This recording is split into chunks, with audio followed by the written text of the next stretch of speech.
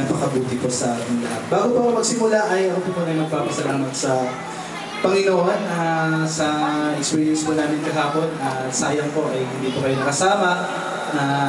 Nasaksihan niyo po ang ating pastor ay, butihin nating pastor ay kinasal na po kahapon. At ito po yung araw ng panibagong buhay nilang mag-asawa. Kasi kahapon nung bandang alas 9 ay single pa yun kasi hindi pa sila nagkaroon ng commitment. Pero kahapon, paalala ko lang po sa inyo, kinasal po. Sayang, hindi kayo nakasama. Ayun, na-experience ko rin yung kabutihan ng Panginoon kahapon, na-experience natin na despite na napakainit ng panahon, pero kahapon ay nagulat na lang kami ay talaga yung favor ng Panginoon ay naranasan ni Pastor Andy at naranasan namin lahat ng doon. Hindi po mainit. Pero nung sa kainan na po ay doon na po sumikat yung araw.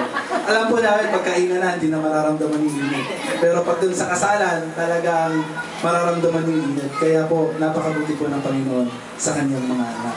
Kaya po this morning ay isang kagalakan ko po na mapagpatuloy po natin pag-aralan ang Book of Jude na naunahan na po ni Pastor Manny, Pastor Noel, then Pastor Andy last Sunday, at si Pastor Ray po yung magtatapos sa doxology. Kasi ang Book of Jude ay tinapos siya doon sa isang doxologia. Kasi ang Book of Jude ay kung titignan natin ay napakagandang paalala sa atin ngayon.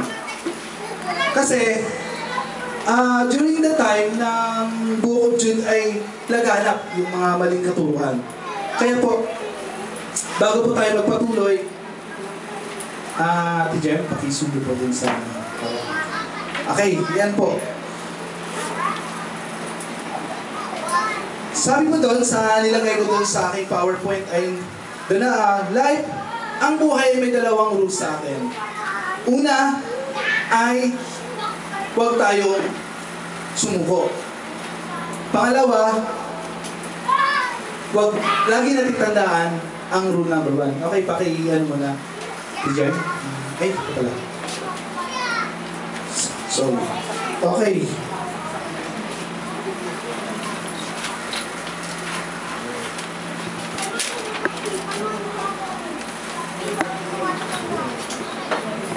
According to Aquari, marathoner from galing siya sa Tanzania, sabi niya doon sa kanyang pagpapatuloy doon sa takbuhin. I know that you're familiar doon sa isang lagi nating illustrate doon isang runner na siya ay nagkaroon ng leg injury at siya ay nagpatuloy pa rin sa kanyang pagtakbo. Sabi niya doon, my country did not send me to 12,000 miles to start the race. They sent me to finish the race. Siya ay nagpapatuloy pa rin.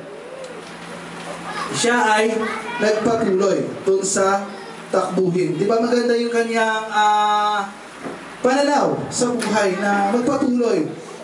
Kasi sa ating topic ngayong umaga ay isa call for perseverance. Isang magandang, I believe that each one of us sa purpose why we are here in the world. We have a different journey. We have a different way to reach the finish line. Ang mahalaga doon, hindi mahalaga na kung paano tayo nagsimula, paano tayo patuloy sa kalagitnaan. Ang mahalaga kung paano natin tinapos ang ating takbuhin sa ating buhay. Yun po yung isang magandang paalala sa atin na, di ba, sa isang competition, especially doon sa takbuhan.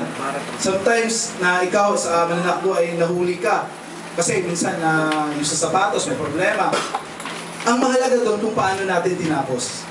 Yun po yung gustong mangyari sa ating buhay, Panginoon. Our topic this morning is perseverance. Persevere, a call to persevere.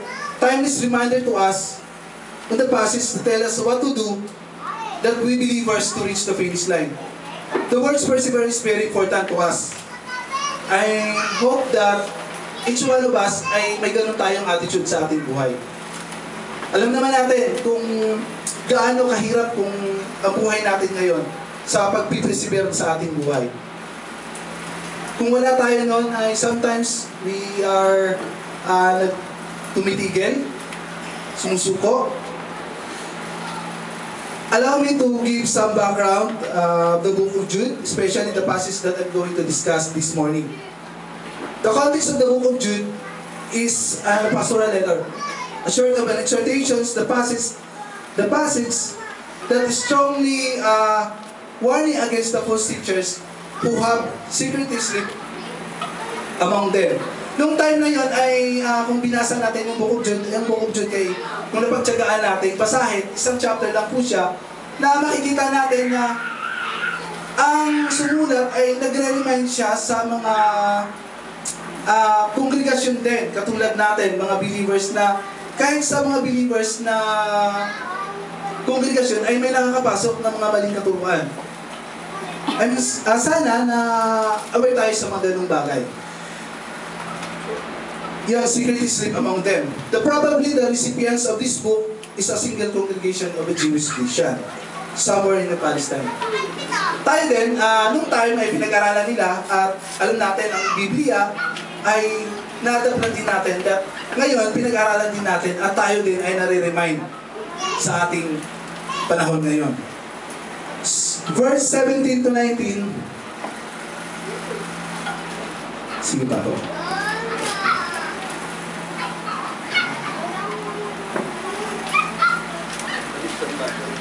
Ayan. 17 to 19 sa book of Jude. Titingnan muna natin kung paano siya, 7 to 23, kung paano siya hinati-hati. Then 17 to 19, tingnan niyo po yung Biblia niyo. 7 to 19, the apostolic warning, kung nabasa niyo po, na-remind na ano. Then 20 to 21, he first offers an advice on how to persevere. Yan po yung topic natin ngayon. Then, verse 22 to 23, he urges them to help those who have been influenced by the false teachers. Yan po yung takbo ng 7 to 23 ng verse ng Jude. How relevant it is, especially in our time today. Allow me to answer the question 17 to 19. How? How and why? First, why believers need to persevere? First, makikita natin sa verse 18, because of the mockers. Kailangan po nating mag-persevere. Maliwanag po sa verse 17 to 19 na kailangan natin mag-persevere. The passage verse 17 to 19 is the apostolic warning. In verse 17, the apostles had warned the coming generations about the false teaching so that we will take in by surprise. Even before ay sinabi na ng mga apostol na time will come na darating ang mga mockers para tayo ay sirain. Why believers need to persevere? Yan po yung tinilangay natin kanina. The most probably na sinabihan ito ay ang mga Jewish Christian. And also, a reminders to us sa ating panahon ngayon that we are also experience a false teaching, a false teacher. Sino po yung mahilig manood sa TV? Makinig sa radyo? Hindi ko po sinasabi na mali pong manood, especially dun sa mga nagsasalita regarding po sa pagsasalita, pagpapahayag ng salita ng Diyos. Dapat magiging aware tayo. Hindi po masama. Ang problema po, pag hindi po tayo hindi po natin alam kung ano yung ating pinaniwalaan, kinatatayuan sa ating pananampalataya, doon po tayo papasukin. Doon po tayo, tama siya. Kung alam natin ang ating katayuan, kahit po ano yung sasabihin, maririnig, mag-stand pa rin tayo dahil tayo ay alam natin kung ano yung ating kinatatayuan. Especially, di ba, kung titignan natin yung bata. Kung ang bata, tinuturuan natin, sumusunod yun. Kasi hindi niya pa wala pa siyang mga alam. Pero pag matanda, tinuruan natin, may idea na yun. Hindi po masama na may idea tayo. Minsan titimbangin natin kung alin talaga ang tama. I-compare natin yung idea natin sa ating pinanampalatayaan. Doon po, makikita po natin. Sometimes we admire nga doon sa mga nagsasalita, di ba? Masyadong ano yan, sabihin natin yung sa Davao nga, di ba? Sino yung Diyos doon? Sino yung appointed son? Sabi nga niya ay siya daw yung plan B ng Ama nung napako si Kristo. Kaya nandun siya, nagtayo ng sariling Jerusalem doon. Sana wala pong makapasok sa atin na hindi tayo umaakit sa maling katuruan. Mga kapatid ni Kristo, hindi po lahat ng nakikita natin sa TV na papakinggan sa radyo ay tama. Minsan magiging aware tayo. Gusto po nating mabilisan. Ito po, isang paalala sa ating lahat, especially dun sa mahilig magbukas sa internet, lalo na titignan natin yung faith, yung pananampalataya.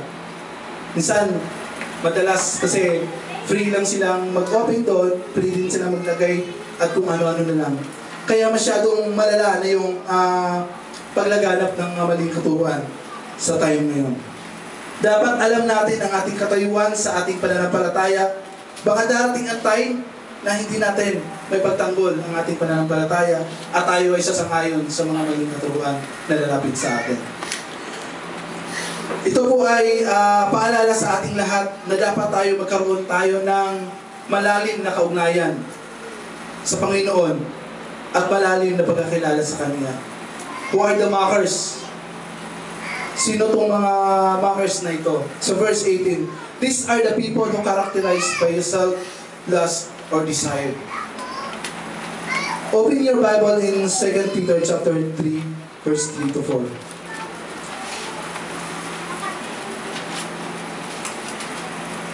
2 Peter chapter 3, verse 3 to 4. Allow me to read it. Sabi dito, una sa lahat, dapat ninyong malaman sa mga huling araw ay lilibakin kayo at pagtatawanan ng mga taong namumuhay ayon sa kanyang mahalay na pita. Sasabihin nila si Kristo ay nangangakong darating, hindi ba? Nasaan siya ngayon? Inabot na ng kamatayan ang ating mga magulang, ngunit wala pa rin pagbabago buhat ng lalangin ang mundong ito. Yan po yung sasabihin sa atin. Paano po natin yan mapapanindigan? Ito po ay paalala ni Pedro. Yun din sa atin. Doon sa talata na aking binasa ay pinalalahanan tayong muli na darating ang huling araw at lilibakin kayo dahil sa ating pananampalataya. Ay isang chances sa atin na nakakilala sa Panginoon, especially yung mga pamilya natin ay hindi lahat na nakakilala sa Panginoon. Sila yung minsan na umuusig din sa ating pananampalataya. But the passage ay nagre-remind sa atin na magpatuloy. Tayo ay makikisa din sa kanila. Sabi dito, during the time ay inuusig ang mga Kristiyano sa mga manlilibak at kung tayo o ikaw ay hindi matatag, ikaw o ako ay isa din sa kanila. Kaya kailangan po natin magpakatatag at magpakatibay sa mundo na ating ginagalawan na puno ng hamon sa ating pananampalataya. Tayo po ay may iba't ibang pananaw sa mundo o ibang definition nga sa ating buhay habang tayo nabubuhay. Hindi naman po isa lang yung ating nakikita sa mundo. May iba't iba tayong idea kung ano ang mundo para sa atin. And I believe na kung tayo ay nandito sa mundo, ay nagkakaroon tayo ng malakas at matibay ng dahil kay Kristo. Ako po'y naniniwala na ang mundong ito ay dinesign para sa malalakas at matitibay na tao. At kung tayo po ay mahina, kung tayo po ay hindi matibay, wala po tayo dito sa mundong ating ginagalawan. But we are privileged dahil sa ating pag-journey sa ating buhay dito ay kasama po natin ang Panginoon. Si Kristo po ang nagpapatibay sa atin. Sino po ba dito ang laking Sunday School? Ayan, si Ate She, si Kuya Pao. Diba? Lahat tayo away sa kantang Read Your Bible. Tayong matatanda, pinapakanta natin sa bata. Pero subukan yung i-reflect yung kanta, kung ano yung laman. Diba?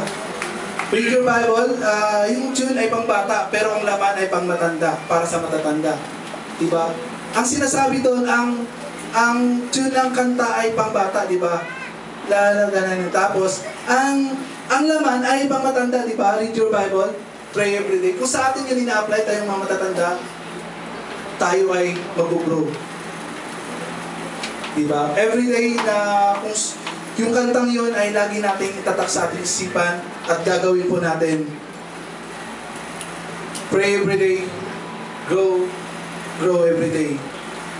Yung pananampalataya natin at sa pagkakilala ng Panginoon ay lalalim po tayo. The Bible has always the answer on how to persevere. How to persevere? By building up our faith. By building our faith. Verse 20 to 21 is a call to persevere. Jude offers an advice on how to persevere in verse 20 to 21, and he used the three participles. Building yourselves up in praying. Tingnan niyo po yung mga Biblia niyo. Waiting and keep. Yan po yung ginamit. It is imperative, it is a command to us na kailangan natin. Building our faith. Building up our faith is the assurance of things, hope for conviction of things not seen. Sa Hebrews chapter 11 verse 1. Yun yung po pananampalataya. Tayo ay may pananalig kung nagtitiwala tayong mangyari ang mga inaasahan natin at naniniwala sa mga bagay na di nakikita. Yun po yung faith. Yung pananampalataya natin. The mentality, ano ba yung mentality natin mga Pinoy? The mentality sa atin yung bahala na. Do you believe that yung bahala na, yung faith din yun? But sometimes, mali yung faith natin kung saan natin nilalagay. Di ba yung ano natin, yung faith ay bahala na si Batman. Ginagamit ba natin yung ngayon? But during that time, yung bahala na is mentality natin yan, mga tao, mga Pinoy, na nung hindi pa tayo nakakilala sa Panginoon ay bahala na si Batman. Yan po yung sinasabi natin. But I believe nung sinabi niyang bahala na, may faith. But yun nga lang, kay Batman siya nagtiwala. Kaya tayo, we believe that God is God. Kung sinabi natin bahala na, hindi si Batman yung nag-initiate, kundi ang Panginoon, siya pa rin yung nagpapatupad. Let us build our faith to God. Let us trust in Him. Yung pananampalataya po natin sa Panginoon ay i-upgrade po natin. Hindi lang po tayo magtitiwala sa Panginoon pag meron tayo. It is really napakadali na magano sa Panginoon, magtiwala sa Panginoon kung meron tayo. Let us trust in Him. Hebrews chapter 10 verse 23. Let us hold our confession of our hope without wavering, for He who promised is faithful. Magpakatatag tayo sa ating pag-asa at huwag mag-alinlangan, sapagkat tapat ang nangangako sa atin. Tapat ang nangangako sa atin. Maraming mga pangako sa Biblia na hindi pwede nating bitawan dahil yun po ay pangako ng Diyos. At sinabi nga dyan sa Hebreo ay tapat ang nangako sa atin. Kaya po, no matter what happens sa ating buhay, yung pananampalataya natin, yung pangako ng Diyos ay panghahawakan natin. Pangalawa, by being a prayerful. By being a prayerful. It is not a doctrine, but it is a commitment to God. In Ephesians chapter 6, verse 18. It is not a doctrine, but a commitment. Pag commitment, diba, sabi ko nga kanina, is an imperative. It is a command by God. Ano ba natin ginagawa yun? Gaano ba natin pinapahalagan ang panalangin? O nananalangin ba tayo? Baka yun ang tanong. Nananalangin ba tayo? I hope na libangan natin ang pananalangin. Isang magandang attitude po sa atin bilang mga Kristiyano ang papanalanginin. Why? It's because our enemy is like a roaring tiger na nag-aantay lang kung kailan tayo dadakmain. Diba? Naramdaman nyo ba? Na-experience nyo na ba na isang linggo kayong hindi nag-pray, hindi nagbasa ng kanyang salita? Ano na-experience nyo? Diba? Din, mahina. Yung malakas tayo pero yung spiritual na aspeto ng ating buhay napakahina. Kaya po napakahalaga ng ating pananampalataya kung tayo ay laging nananalangin. 24/7 po yung kalaban natin. Pero pag tayo nagpipray, minutes lang po, tamad na. Diba? It's a reminder sa ating lahat na every time, because God is serious to us, ay dapat din tayo ay magiging seryoso sa Kanya. Tayo ay magiging seryoso sa pananalangin. Yun po yung napakahalaga na huwag mawala sa atin bilang mga Kristiyano. And the third one, keeping ourselves in the love of God. Keeping ourselves in the love of God. This imperative establish the believers' responsibility to be obedient and faithful. This sinasabi dyan keeping ay isang imperative na may kaakmang action para gagawin natin. Ano yon? Obedience and faithful. Obedience and faithful. Yung sinasabi diyang God's love ay tinutukoy yan according to the mga scholars ay pagmamahal ng Diyos sa atin. Pagmamahal ng Diyos sa atin. Subjective siya na para sa atin yung kanyang ginagawang pagmamahal. Then, the other naman ay may mga iba na nagsasabi na ang God's love daw ay as a Christian, tayo, kailangan din may gagawin tayo. Diba? Ang kailangan daw ay mahalin natin ang Diyos. But alam natin pag tayo ang hahawak sa ating pangako ay talagang nabibitawan natin. Kung tayo ay sasabihin natin ang sinasabi dyan ay keeping ourselves in God's love. Yung keeping na yan ay hindi talaga natin hindi natin mapagtagumpayan dahil tayo ay mahina. Tayo ay may hangganan yung ating kakayahan. Kaya, keeping ourselves in God, most probably yan, ang pagmamahal ng Ama para sa atin. Yung love, God's love na sinasabi dyan. Kaya, it's because imperative requires an actions on the part of a Christian. However, the parallel in John chapter 9, sabi doon, remain in my love. Diba sabi nga niya doon sa kanyang mga apostles, remain in my love. Siya yung nag-remind doon din sa mga apostles. The love is certainly Christ for His disciple. They remain in by obeying His commandments in John chapter 15 verse 10. Yun yung gusto ng Panginoon sa atin.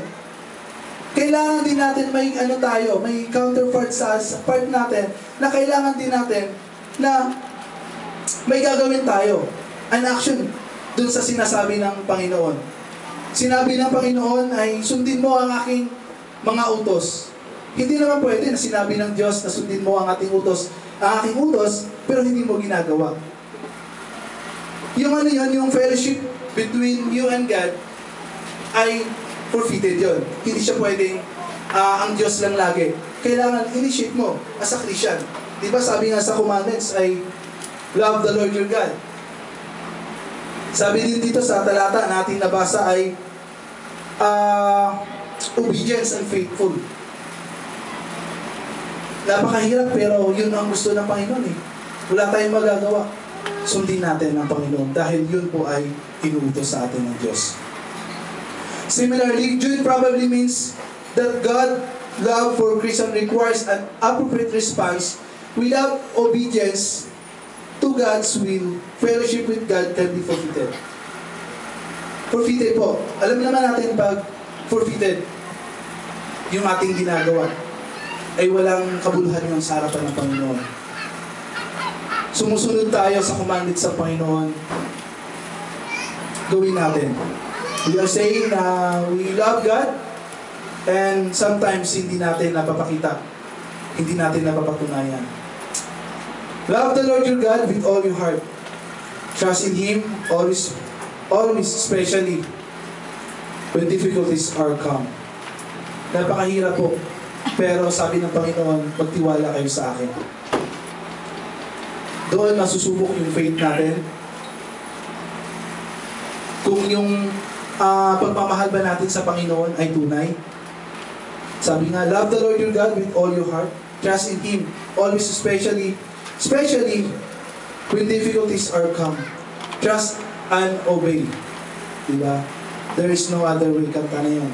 There is no other way. Kahit mahirap mga kapatid, pero utos yan ng Panginoon sa atin. Magtiwala, sumunod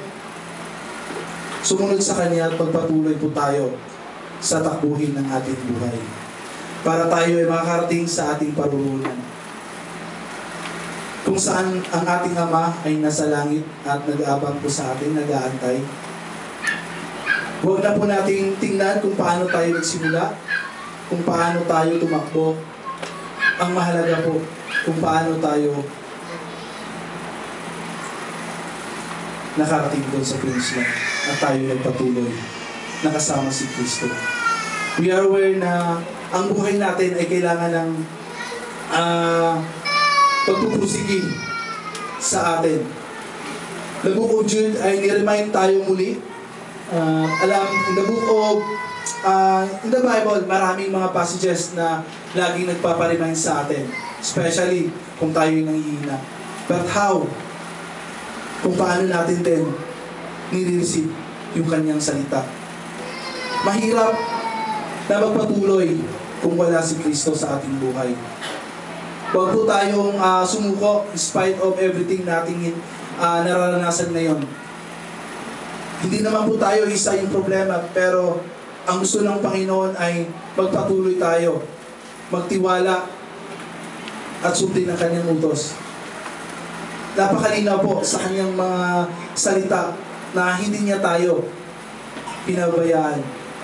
Kaya po marami, kahapon nga yung speaker doon sa kasal nila Pastor Andy ay sinabi niya na there are many pastors din na nagpapakamatay.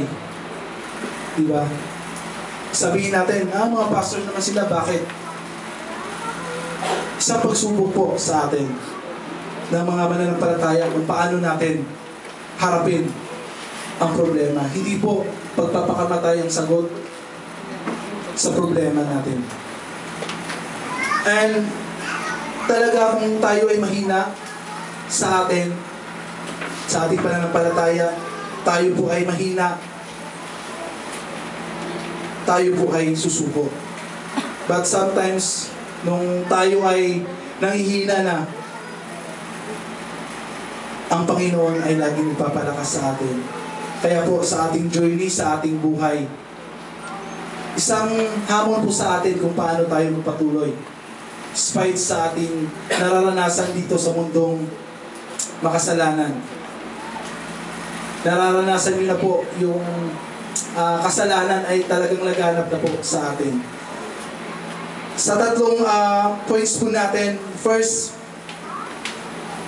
sa una po ay how to proceed building up our faith sa Panginoon. Pangalawa, magiging kaugalian natin yung manalangin. At panghuli, keeping ourselves in the love of God. Tayo po ay manalangin. Aming mapagpalang Diyos, salamat po sa pagkakataon na kami po, Panginoon, ay napag-aral ng iyong salita. Thank you so much.